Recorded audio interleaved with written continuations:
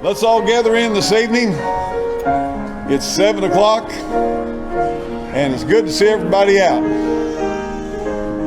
I'll tell you, if I can get all them guys back there against the wall, just back there visiting.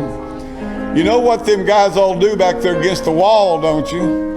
They're watching the girls go by. I can tell you what they're doing. That ain't hard to figure out, guys.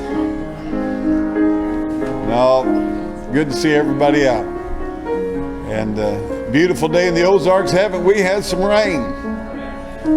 Got some humidity, but we sure had some beautiful rain, and fields are greener, and it's just a blessing from the Lord, I tell you. Well, I'll wait on that as well. What number are we singing in the songbook there? 397? Number 397. Welcome everybody online tonight. Good to have you out. Number 397, brother.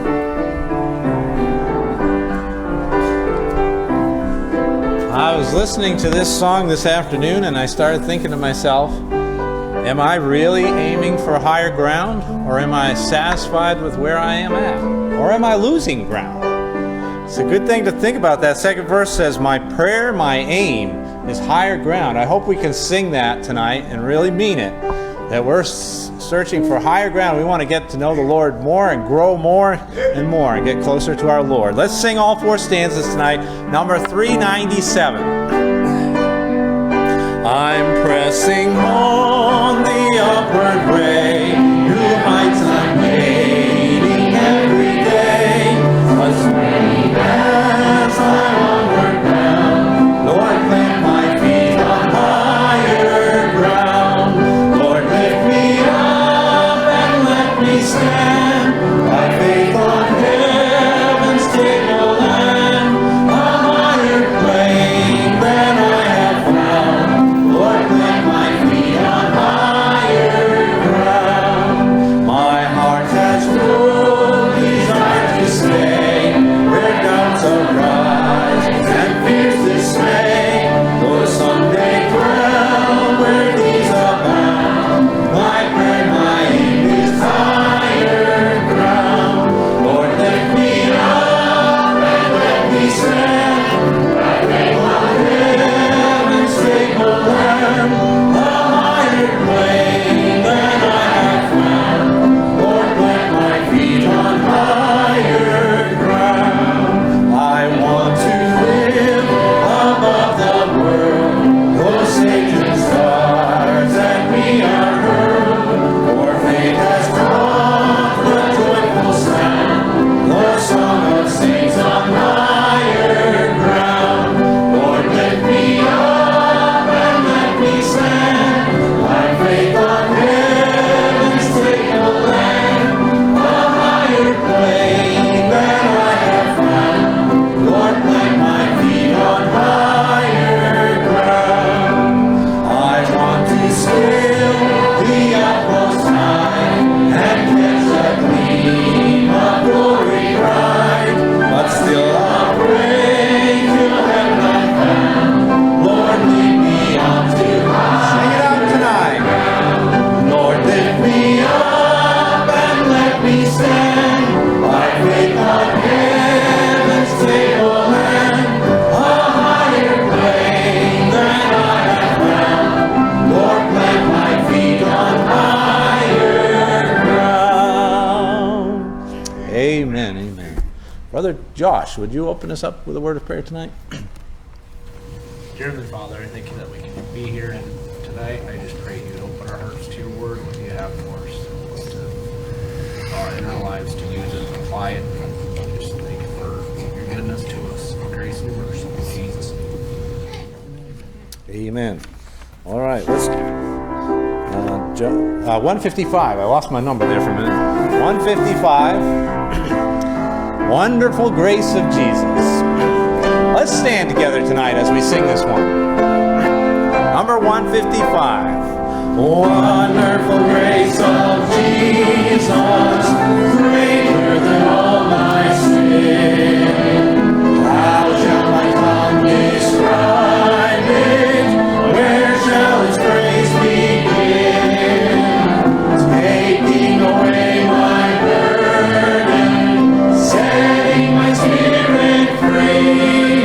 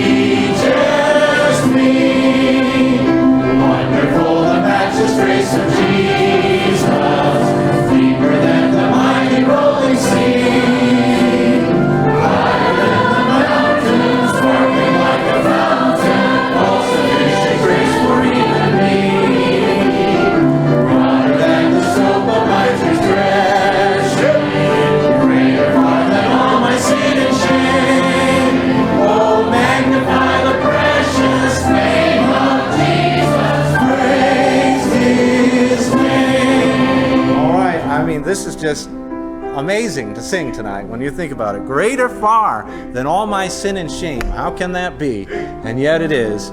Sing it out tonight with gladness and joy in your heart. Think about these words when they come off the page to you and you really read them. It should thrill your heart tonight to sing these words. So let's sing it out on that final stanza. Wonderful grace of Jesus, reaching the most defiled, by His transforming power, making Him God's dear child, purchasing peace and heaven for all eternity, and the wonderful grace of Jesus reaches me. Wonderful, the matchless grace of Jesus.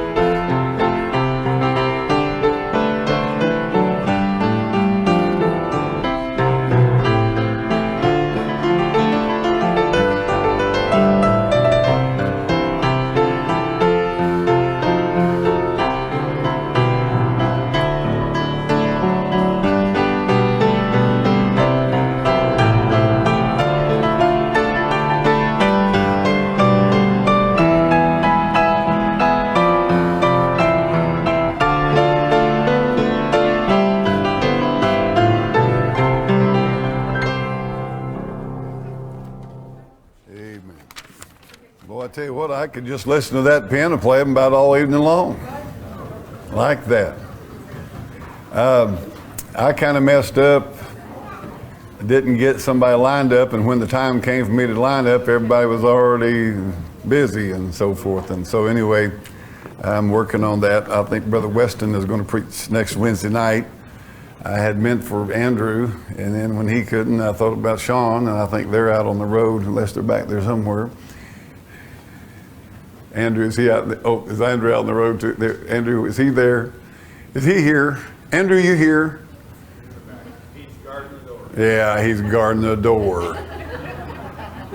No, the guy Weston, he says, but anyway, then I was going to get a hold of your dad, and I couldn't find his number, and he said not to worry about him too bad, said he's out preaching quite a bit, so that's good too. So anyway, you wound up with me tonight. Sorry about that, but we're scraping the bottom of the barrel tonight. Take your Bibles to Mark 14 tonight. We're just going to look at a real simple but very profound Christian principle that needs to be brought to the fore of our mind, and I know I need to be reminded of it, and I need to re-see it. And it's just a story that is recorded twice in the Gospels. Mark chapter 14, and we're going to begin at verse number 3, and then we're going to go to John chapter 12 and verse number 1. And we're going to read this passage and read also in the book of John, and then we'll come back and preach out of Mark chapter 14. Chapter 14 and verse number 3, and being in Bethany in the house of Simon the leper. You know, you just think about that. He's in the house of a leper. Yeah. Not afraid to be close to a leper. And leprosy in the Bible is always a type of sin. It's a picture, it's a physical picture of spiritual disease. As he sat at meat, there came a woman having an alabaster box of ointment of spikenard, very precious. So I would underline an ointment, underline a woman, box of ointment, spikenard, very precious, underline that. And she brake the box, and I'd underline that, and poured it on his head. And there were some of them that had indignation with themselves and said, why was this waste of the ointment made?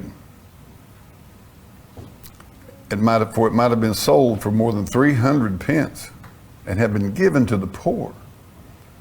And they murmured against her. Jesus said, let her alone. Why trouble ye her? She hath wrought a good work on me. For ye have the poor with you always, and whensoever ye will, you may do them good. But me ye have not always. She hath done what she could. She is come beforehand to anoint my body to the burying. It tells you something. She really took to heart his death and his burial and his resurrection, the prophecy of it, didn't she? You go to that much trouble, anoint the body for burying before they're dead, you've taken it pretty serious. And verily I say unto you, wheresoever this gospel shall be preached throughout the whole world, this also that she hath done shall be spoken of for memorial of her. And I want you to think about the fact that what she did, Jesus said, would go into the whole world. It would go everywhere. Just kind of keep that in your mind. Now let's go to John chapter 12 and read the Holy Spirit's account of it in the book of John chapter 12. And verse number 1.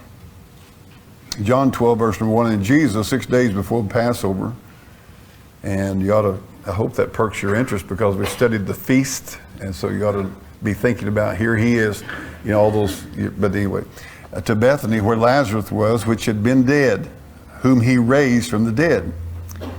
There they made him a supper, and Martha served. But Lazarus was one of them that sat at the table with him. So you got Martha, she's of course serving, and same deal, she's serving. Lazarus, he's sitting at the table. And of course this is the home of Mary, Martha, and Lazarus. And then verse number 3, then took Mary a pound of ointment of spikenard, very costly, and anointed the feet of Jesus. And this is an amazing scene to me. She wiped his feet with her hair.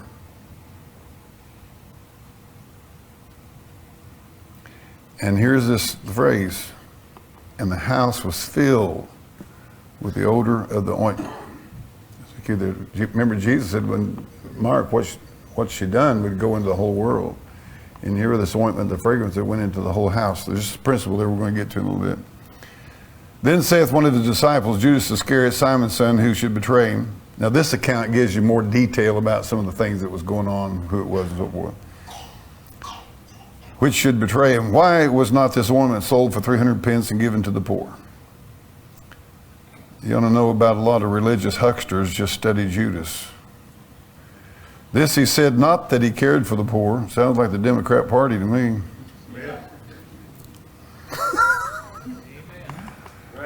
But because he was a thief and had the bag and bare what was put in therein. Then said Jesus, let her alone. Against the day of my burying, she hath kept this. For the poor always you have with you, but me you have not always.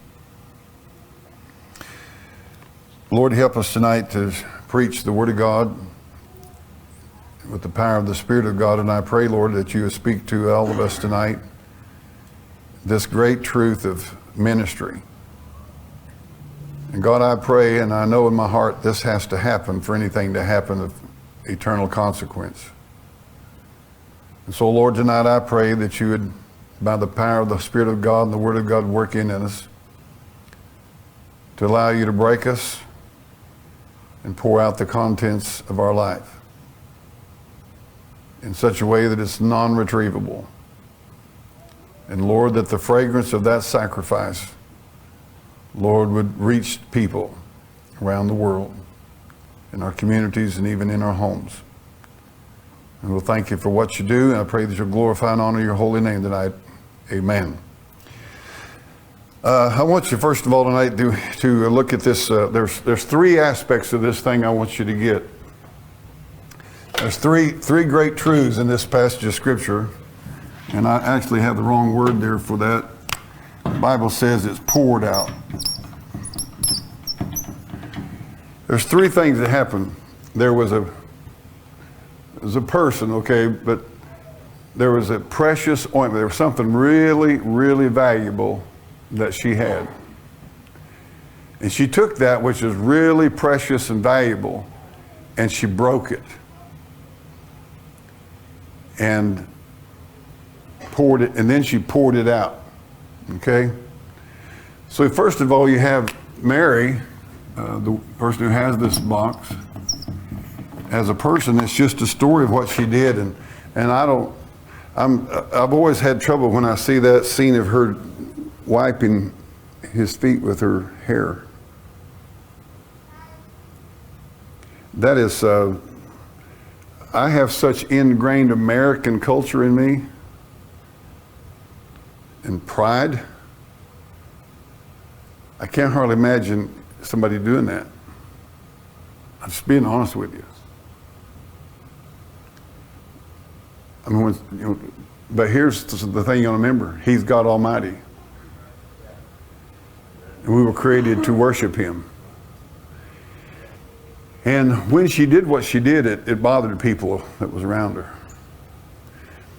But there's a great principle of the ministry right here. And I don't know, I'll be honest with you tonight, I was like, Lord, is this really what you want? Because I really don't think most people ever pick this up. I think there's a very small percentage of the Christian people in the world that ever really picks this biblical principle up and does something with it. But here it is. I want you to see the precious ointment tonight but let's go again. This Mary, she took that she had was precious, she broke it, and she poured it out and upon the cause of the person of Jesus Christ and all that He represented.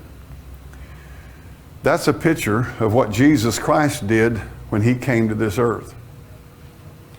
There is nothing in this universe that's more precious than Jesus Christ. I'll ask you, how precious is He to you? Because He's the only name by which you can be saved.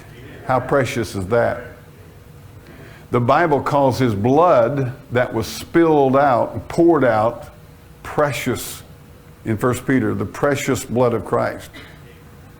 Jesus was broken, literally, but also in a spiritual sense, in that though he was sinless, he bare our sin, but he was also broken physically,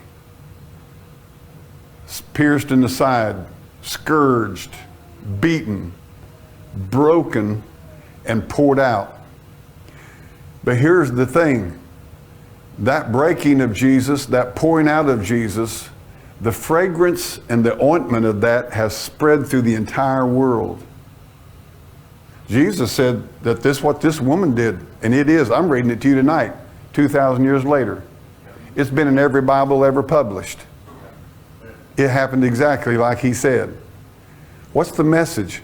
That when you allow yourself to be broken and the essence of your life, the ointment of your life poured out, that it will be a fragrance for God wherever you are and whatever you're doing, wherever you're going. This is the essence of true ministry. We have to realize the precious, and then so we move, so Jesus was precious, he was broken and poured out. Is that not true? Now let's go to you and I. Because I got to do like these other guys do. I got to be done by the last 7:30. Here's you and I. We read the Bible account. We know that it's true about our Lord Jesus Christ. But here's the real question. What about you and I? Let me tell you people that God uses. This is a requirement for ministry. You got to realize the preciousness of your life. You've got so much time. You've got so much energy. And your life is sacred and your life is valuable. The world will tell you exactly what Judas told them. It's a waste. The world looks at Jesus' death, burial, and resurrection as a waste. It's of no value to them. But that's our problem. We don't know what has value and what doesn't have value. And so here's you and I, and I'm telling you, only to a certain degree do I understand this or have seen it in my own life, but I have seen some of it in my own life. Because when I was saved and surrendered to preach, God broke me. He broke me of my life. And so what happens is you realize the preciousness of it, and the very fact that you battle over what are you going to do with your life, you realize, what am I going to do with my life? This precious time that I have, this life that's been given me. There's some verses. Go to Mark chapter 8, verse 35. Let's look at it. What God wants us to know about the preciousness of our life. Mark 8:35. For whosoever will save his life shall do what? But whosoever shall lose his life for Christ's sake, for my sake, the same, in the Gospels, the same shall save it. For what shall it profit a man if he gain the whole world and lose his own soul? And I don't necessarily think that's just talking about not being saved. I think you can be saved and lose your life. You go into eternity and you didn't allow God to break your life and pour your life out to His service and to other people, and you went into eternity having lived for yourself. All you ever do was it was all about you and what you could accomplish and earn and make and get and be. And you go into eternity and you may be saved, but you never wanted God to break your life. Your life. And I have a hard time preaching this because it's such a massive, critical, absolute biblical principle of service to God. And I will tell you why the Christian church is not being more influenced, the fragrance is not going out from our churches in America and across the world any more than they are, because most Christians do not want to be broken of their own life. And let me tell you, so I want to go back to Mary. She's got this now. I don't see them around here in America very much, but if you ever go to Israel, usually back when I went to Israel, they go in the gift shops and you could buy alabaster boxes based on this story. They were everywhere. And you could buy different size alabaster boxes. So now here's Reg Kelly. He comes to Christ, and I've got the alabaster box of my life, and I want to pour a little of it out, but I don't want to break the box. I want to pour a little of my life out for God, but I want to retain some of my life. Does that sound familiar? God, I'll give you some of my preciousness of my life, my time, my energy, my abilities, but I'm going to reserve. We're not breaking the box, God, because we break the box, it's all gone. And there's no fixing it. So we got this little deal that we're not going to do it the Bible way. We're going to pour some of it out, but we're going to keep it what we want and give Jesus something. We feel real good about that. But you don't hardly ever meet anybody that's been broken. They broke the box of their life, and it's totally been, and there's no going back. Broke. And the essence of their life, all that they are and all that they ever will be, is poured out for Jesus. Now, I'm not saying this to condemn us tonight, because this passage has bothered me for, I've preached this probably 30 years ago. I think it's been maybe 30 years since I preached it. But it's always bothered me. And probably the reason I haven't preached it in 30 years is because I don't want to preach it. Because down in my heart, Reggie's got this alabaster box of his life. And I just, I don't mind giving Jesus some of the ointment of my life, the preciousness of my time and energy. But Lord, I want to reserve some of that ointment for me in my life and what I want to do and be, and but that's not the story here. The story is the broken. What does it take for somebody to go to mission field?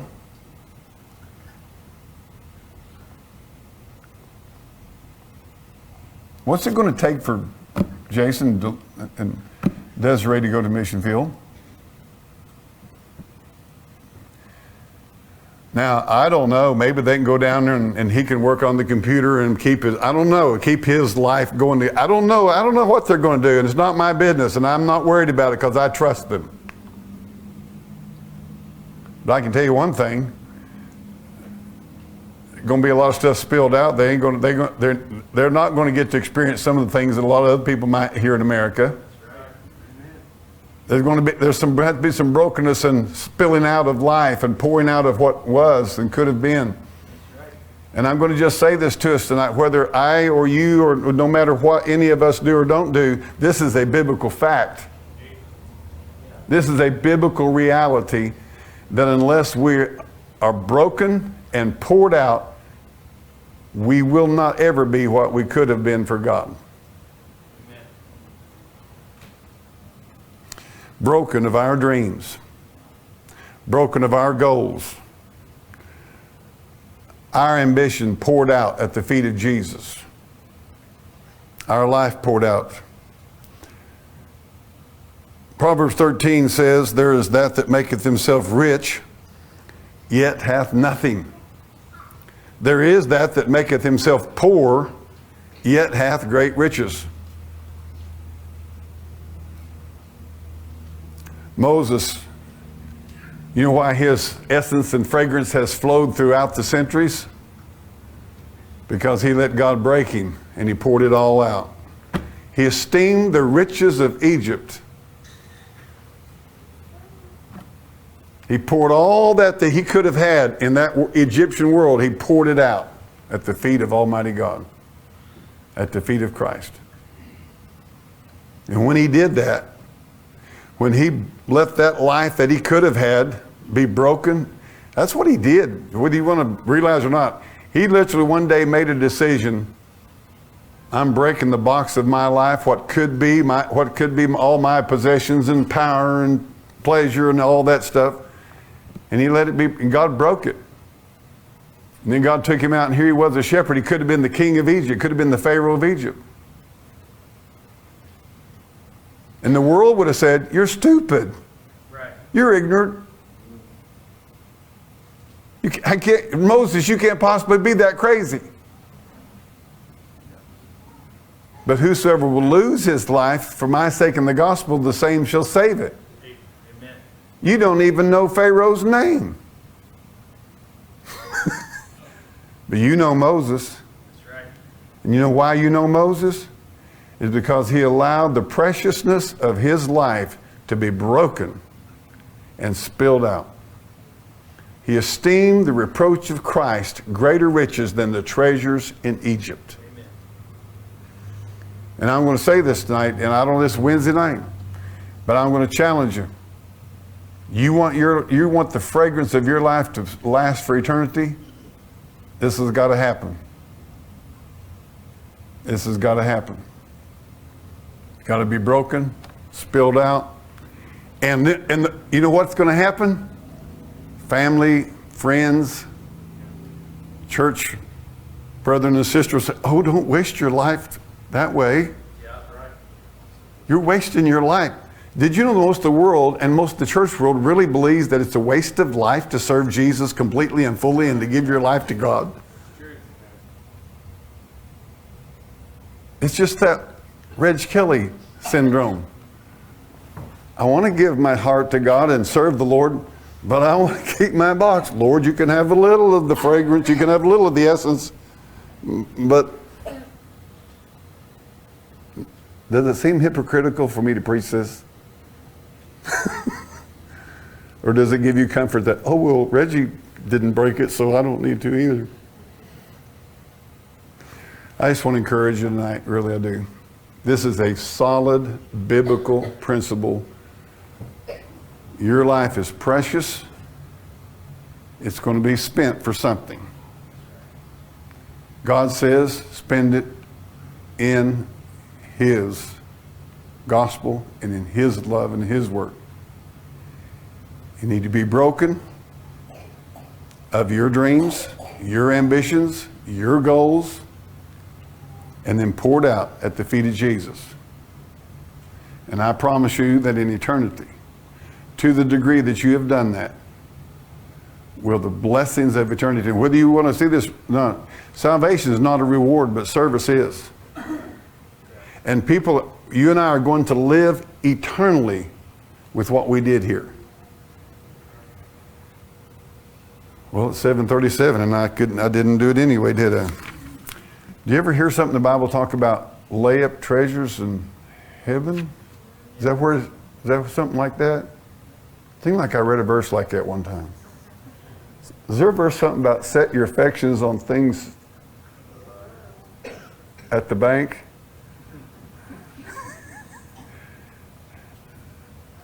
All through the Bible, God's continuously telling us, live for eternity, not for time. Live for eternity, not for time. And I want to encourage you tonight. Allow God to break you and pour it out for Him. It'd be all right. Heavenly Father, I pray tonight that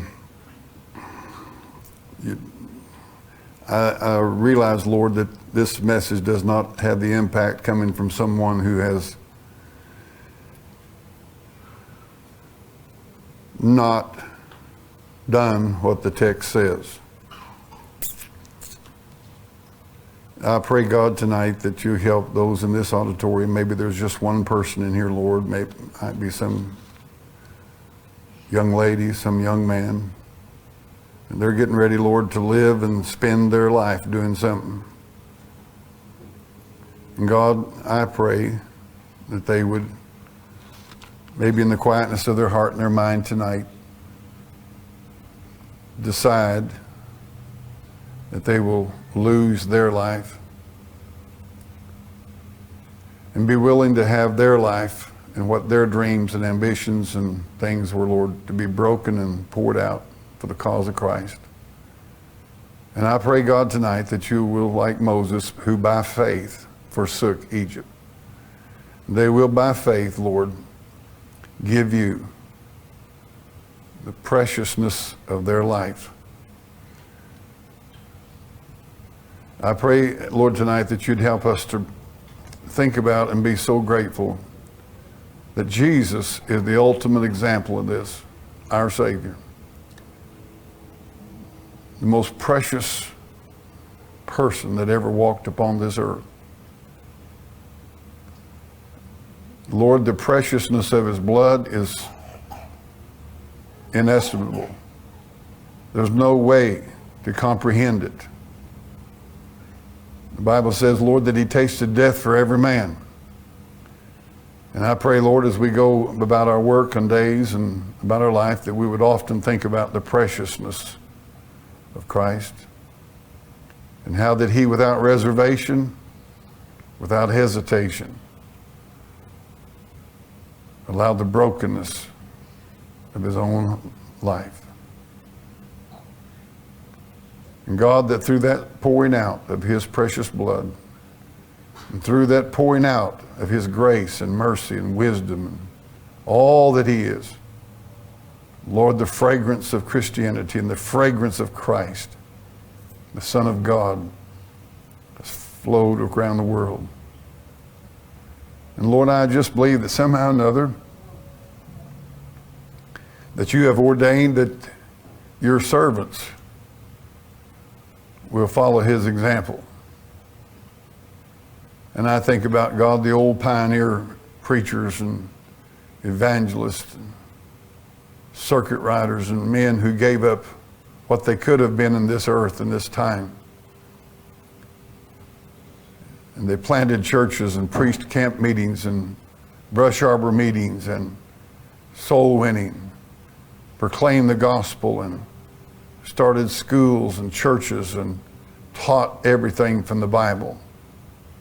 And Lord, how the fragrance of the freedom of our Constitution, our Bill of Rights, and the American liberty that we've experienced through the foundation of our faith.